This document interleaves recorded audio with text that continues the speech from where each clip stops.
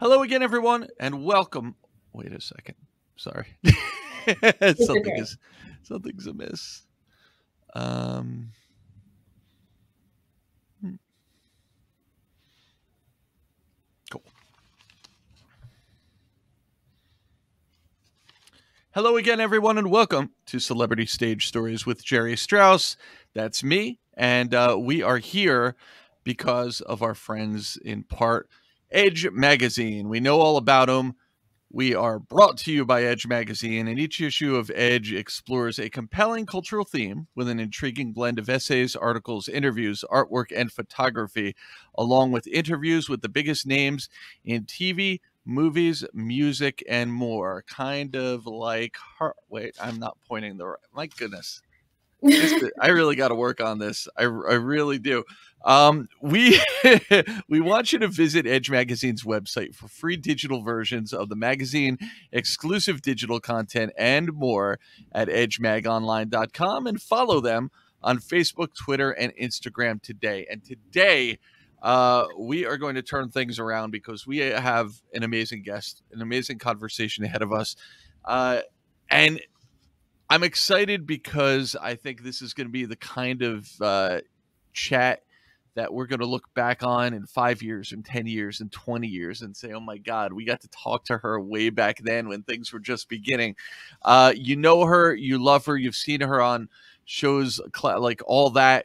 You've seen her on the movie that is just burning things up on Disney Plus these days, better Nate than ever, and all over the place. She is ARIA Brooks, and she's here. ARIA, how are you? I'm good. Thank you so much for having me. Oh, thanks for being here. I know that your schedule is taking up a lot of your time. You're probably pulled 18 different directions. So thank you for joining us. Just your list of all the different things that you do it's exhausting for me to even read, let alone try to do any of them. Actress, singer, songwriter, writer, producer, activist. You're only 16, right? Or I'm 15. You're 15 still. Oh my God. I mean, and not to say anything, negative about that age. It's certainly a great age, but it feels like the kind of age where when I was 15, I didn't necessarily have the maturity or the work ethic to handle all these different things. How do you do it? Well, I have a lot of people in my circle who are keeping me grounded and keep me balanced. So that's very helpful. Like my parents, my family, all of them make sure I'm centered and I'm prioritizing everything in all aspects of my life. Yeah. But I think what a lot of them are hobbies turn jobs. So I turned something I love to do, something that I do in my free time, I turned it into a career. Okay. So it's the old, do what you love and you won't actually be working Yes. type thing. That's amazing. That's living proof. What an inspiration for, people, other kids younger than you and your age, and even old fogies like myself, still something that we can be inspired by. I want to talk about all these different things because things are just getting more and more exciting for you. But you're an Atlanta native, correct?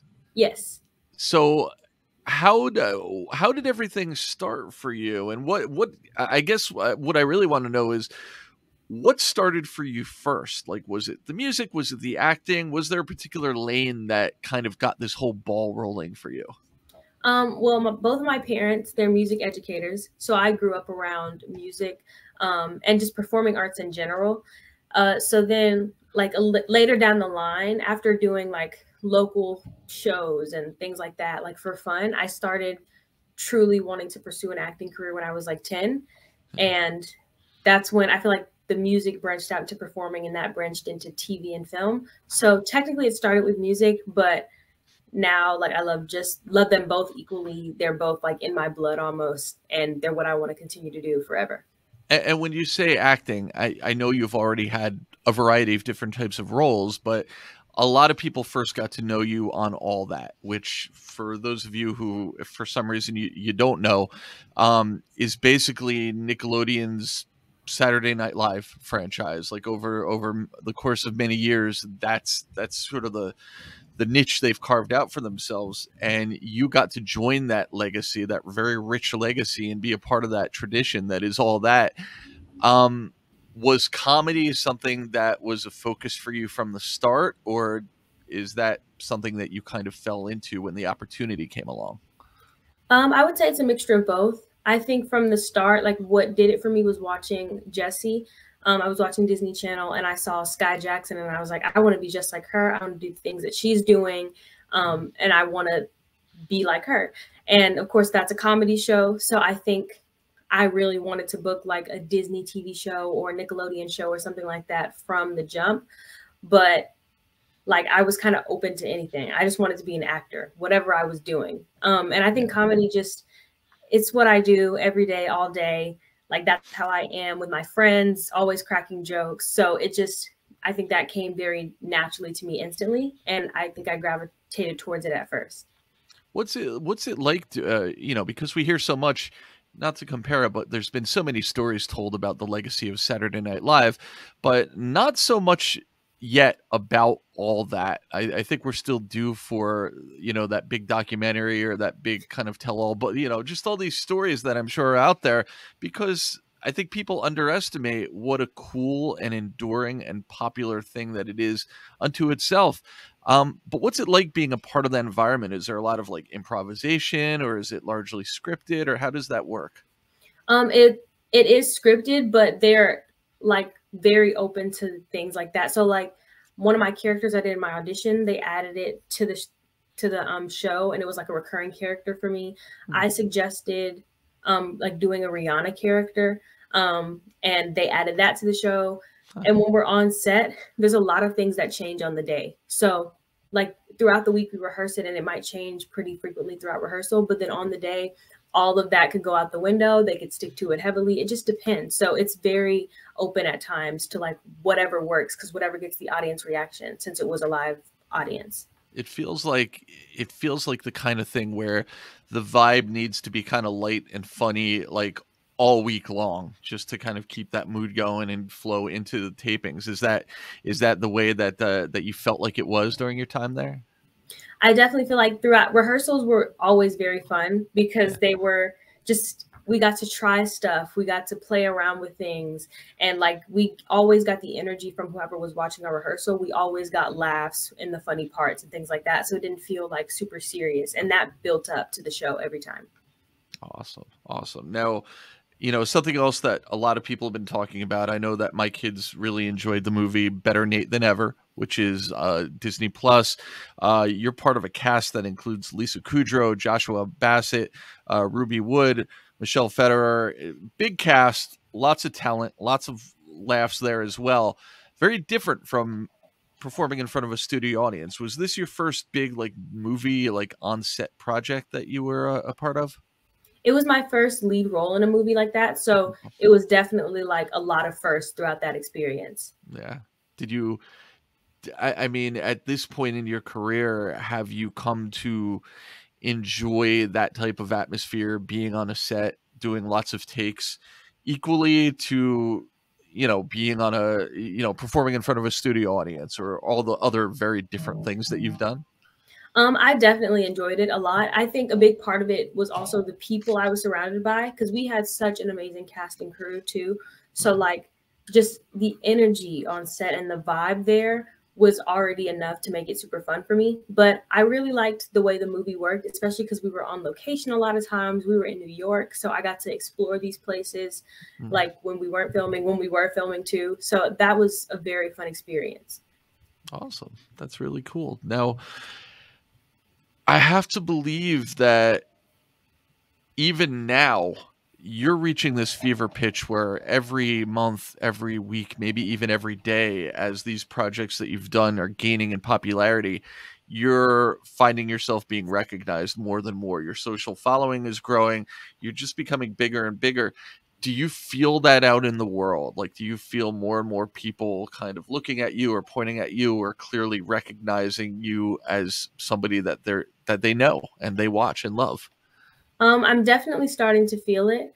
It'll be like little things people say. Since I'm at public school, I think I feel it even more. So when I'm at school, just people that I don't even know saying they know me, or saying things like, "Oh yeah, we all know Aria." I'm like, "Oh, okay." Like, that's just, it's not weird in a bad way, but it's like weird for me because I'm not used to that, I guess. Yeah. Like, I'll have like a lot of friends and I'll know of a lot of people they might know of me, but not like in that way, you know what I mean? So I'm definitely starting to feel it. I'm grateful for all the love and support everything is getting right now.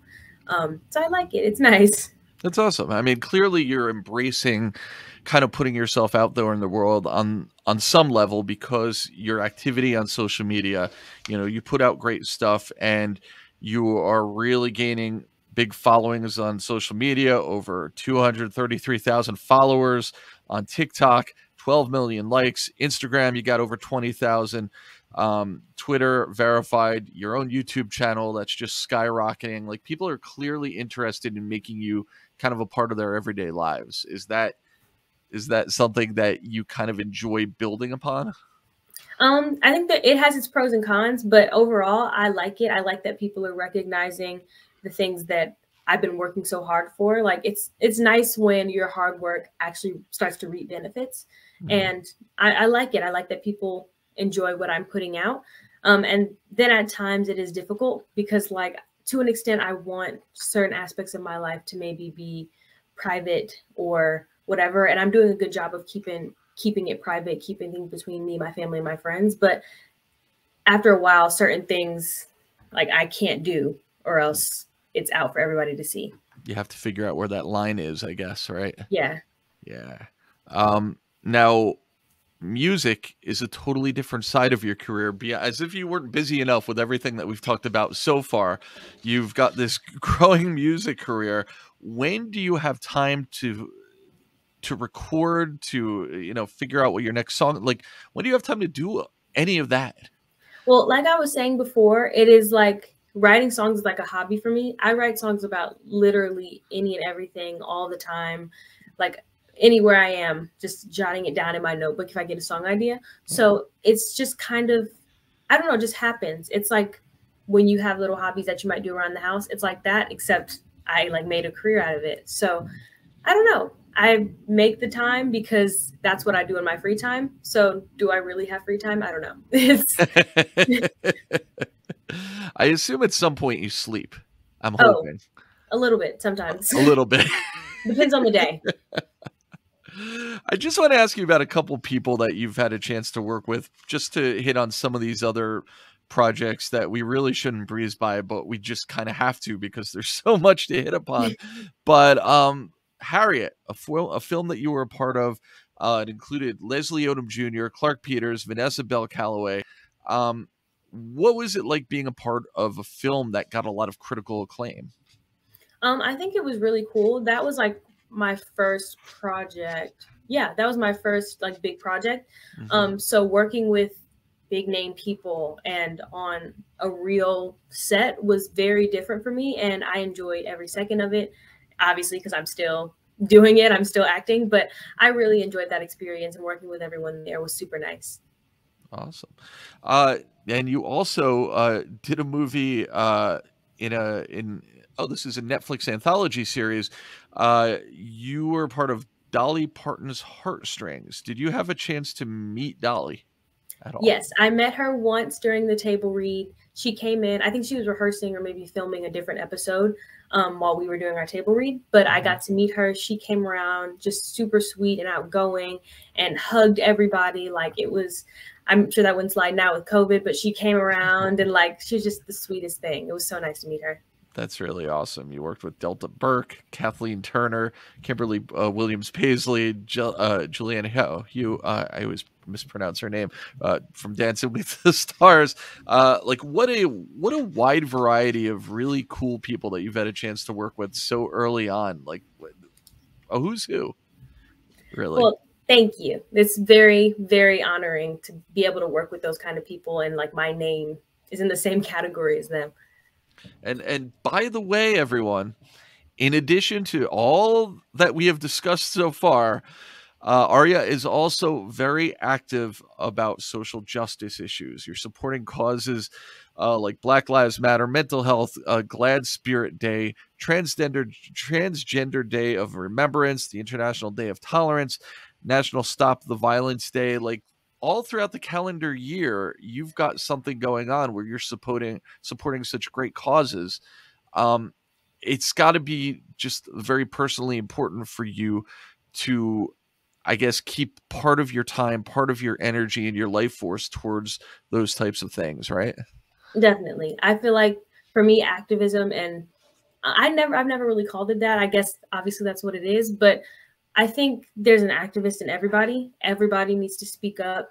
Um, and that doesn't necessarily make you an activist. It just makes you a part of society. So I personally, I go above and beyond to do that, but I think everyone should at least educate themselves, if nothing else. And I think it's important to me to educate myself and other people using my platform, because if I have a platform with all these people, I should be using it for something besides myself. Yes, and we, as a society, certainly appreciate your feeling of responsibility for that, your approach to that, and yeah, I mean, with the power that you have and the things that you're doing with it, you're helping to make the world a better place, which is really awesome. Thank you. And you read about all these different things and the singing and the acting and how everything comes together, and I think that an initial thought that would certainly pop into my mind if I didn't have notes in front of me is, man, at some point she should really do musical theater. She should do Broadway. But of course, I know, because I'm familiar with where things are going here, that you have been announced. You are heading back to Disney Plus. You're going to be part of season 3 of High School Musical, the series, which is, I know again from my kids and their love of this show, this is a huge, huge thing that kind of takes advantage of everything that you do so well. How cool is it for you to be on this show, and how did this come to be? Well, first, that experience is still crazy to me because that's one of my favorite shows. I remember watching through every season right when it came out, like, and being obsessed with the actors in them. And now I worked with those actors, and that's like super insane to even say. It was such a great experience too, and it came from, because our showrunner, or our director on Better Nathan Never, is the showrunner for High School Musical, the series, and so he like wrote me into the series for this season. So I'm super grateful for that. Love you, Tim Federley. So it's been really, really great, and I'm so grateful for everyone who's been vouching for me and keeping me employed. That's really awesome. I can see that the people who love this show, they love it for the music and they love it for the characters, and it's almost like a little bit of that starter for future fans of the drama. Because my daughter is like, she comes for the music, but she stays clearly for the drama, and I could see it even if she won't admit it. So you're kind of like stepping it up a little bit as far as stepping into a show that has, you're not. It's a show for all ages, Right. but there's definitely some drama involved. That's I'm sure it's just going to continue to roll and evolve as we head into season 3. Is there anything about your character, anything about season 3 at all that is spoiler free that you can possibly say to those looking forward to this? Well, yes. So this season, it's taking place at a summer camp called Camp Shallow Lake. And I will be an 8th grade camper at the camp along with my best friend, Emmy. And we're just a part of the camp, meeting the kids. And that's kind of all I can say at the moment. But I can't wait for you guys to see season 3 coming later this year. Awesome. I'm sure everyone is very, very excited for that. The anticipation will continue to build for that. So listen, thank you, for being on the show, and thank you for discussing everything that you've done. So I still can't believe it. And I still can't believe that we've got you here and we've got you now, because I know in just not even 5 to 10 years, I'm talking just another year or two, there's going to be so much more to talk about. And we're going to say, remember when we were talking about High School the Musical? I've got a final question for you. At this stage of the game, taking into consideration everything that you've done so far, what's one goal that you have for the future? Something new, something different, something that you have not yet had the opportunity to do that you hope to get a chance to take a shot at? I feel like I have a lot of goals moving forward. a lot of them are like just branching off from what I've already done. So like I'd love to be the lead in a movie. So like Better Late Than Never, I was of course a lead, but I want to be like the lead in a movie, a TV show, maybe even. I'd love to release an album too. So like just releasing more music and reaching more people is my biggest goal, to like touch people with my art. Well, you're certainly on the right track with that. Everything is moving in the right direction for you, and we couldn't be more thankful that you took the time to be with us and talk about all this. Why don't we throw it all out there? Why don't you let the people know the priority places where they can follow you on social media? Well, you can find me on Instagram, TikTok, Twitter, Facebook, and YouTube at It's Aria Brooks. And then you can find all my music, Castles by Aria, and then Castles Part 2 by Aria as well, all wherever you stream your music. Perfect. Perfect. Aria, thank you so much for joining us. Good luck on everything coming up later this year. Good luck on High School Musical season 3. You don't need it. It's going to be huge. It's going to be big, and onward and upward from here. So thank you so much. Thank you so much for having me. It was nice to meet you. You too. And thank you to everyone checking us out this time out on Celebrity Stage Stories.